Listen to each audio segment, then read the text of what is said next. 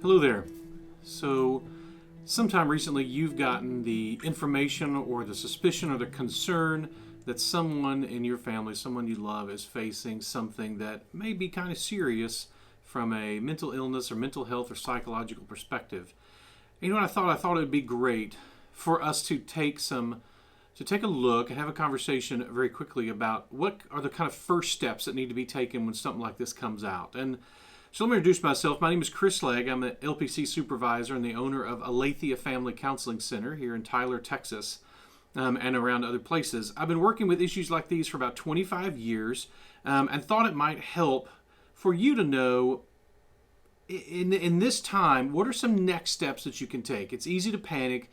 It's easy to let fear take over. It's easy to let doubt kind of rule the day, and none of those are the best options. So what we're going to do is we're going to take some time and I'll record some more videos to be attached to this to connect to some of the specific things that we may face as parents, as spouses, as loved ones, and just a very quick look at what are some first steps before we react, before we overreact or underreact.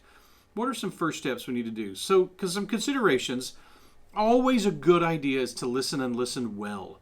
Listen to the professionals, listen to your friends, listen to the person who you're talking to, that loved one, that kid, that teenager. So listen well and don't panic. You're not the first person to face this. You're not the first family to face whatever this is. And so there's no reason to panic. There are ways to deal with all of these different things, and there are proven ways that really can help. And so we're just going to look at some of the very basic first steps with each of these different headings. Not going to have an hour of time here. You're not going to have to listen very long. But just to kind of stave off that initial sense of fear or frustration or anger or denial or the different things that we face there. So keep in mind, it's never necessary for a parent to help their child, for a loved one to help someone ruin their lives or destroy their lives. So that's going to be a guideline that as you're engaging with this, remember, it's okay to love people, even people who are hurt or people who are addicted or people who face these challenges. And it's okay to do so in a way that draws healthy boundaries. Primarily, I'm going to be talking to you as under the assumption that you're a Christian family who loves one another. And no one does that perfectly. Everyone messes that up, that you love your kids, you love your teenager, you love your spouse. And so as you're engaging with these questions, don't forget to pray. Don't forget to be still. And remember that there is a God. Things don't spin out of his control, even when they seem like they have spun out of control, and they certainly do spin out of our control all the time. So, and also I would encourage you, take some time, and this may take some time, to evaluate your family system. Are there stressors that can be reduced? Are there patterns or habits or things like that going on that it'd be a good idea to really stop and get some help and dig into, not just with the individual who is presenting with these issues, but in fact, the whole family system to look at it. Normally, we're a product of the whole system. Where are we engaging in these different things, and how are we engaging with them? And then we're going to look at some next steps, how to get help, how to find the right kind of help, medical help, counseling help, community help, and to reach out to those who are around us. So with that being said, I'm going to start jumping into some of the different headings. And you probably clicked on that heading to get this introduction, and then the part that's going to follow. And I hope these things are helpful for you. So here we go.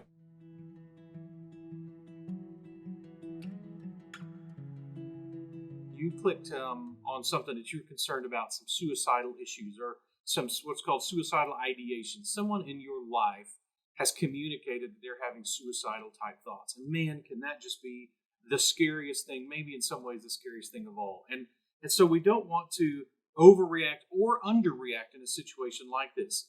Really, suicidal thinking is two option thinking when a person has narrowed their thinking down to the belief that there's only two options before them: a long, slow, painful death or a fast, relatively painless death.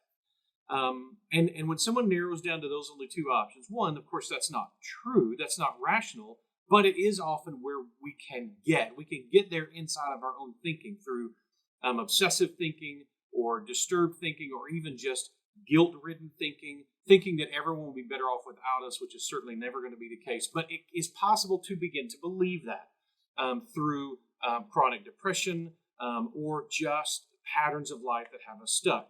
And so when you've got someone in your family who's communicating this, one important one is to recognize we really have no choice but to take it seriously. You can't ignore or pretend like it's not a big deal. That's the kind of thinking that can cause you someday to be on the other end of a suicide, that someone has committed suicide. They really were serious. They really did have something going on, and they really did need help. And so we never can take the option of saying, it's nothing, it's not a big deal, they're just being dramatic. Now, it may be that it's not a big deal and they're just being dramatic, but we can never make that assumption.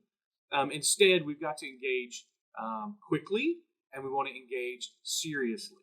And so we listen super well. We listen to everything they have to say. We recognize that. We let them know, I really don't have a choice but to try to get help for you here because, again, I don't want to be on the other side of you having taken your own life. And so since that's the case, we're going to get the help that we need. So I really, really would encourage you. One, again, going back, listen, hear what they're saying. Listen to what they're saying. Don't start lecturing. Don't start correcting. Just spend a lot of time listening. That's a huge first step. Then communicate what you're going to do. Look around and find good professional help. Suicidal thoughts and suicidal ideation is a really good sign that some professional help is needed. Probably this will involve medical help, maybe for depression or anxiety, but certainly it's going to need to involve a community. And so helping this person get around their friends, healthy friends, good friends in their church, around their pastors, and you're going to want to make sure and find them some counseling. And so there are lots of different options for finding a good counselor, whether you look at websites like Psychology Today or Focus on the Family, or go to your local pastor and ask them who they recommend in your area.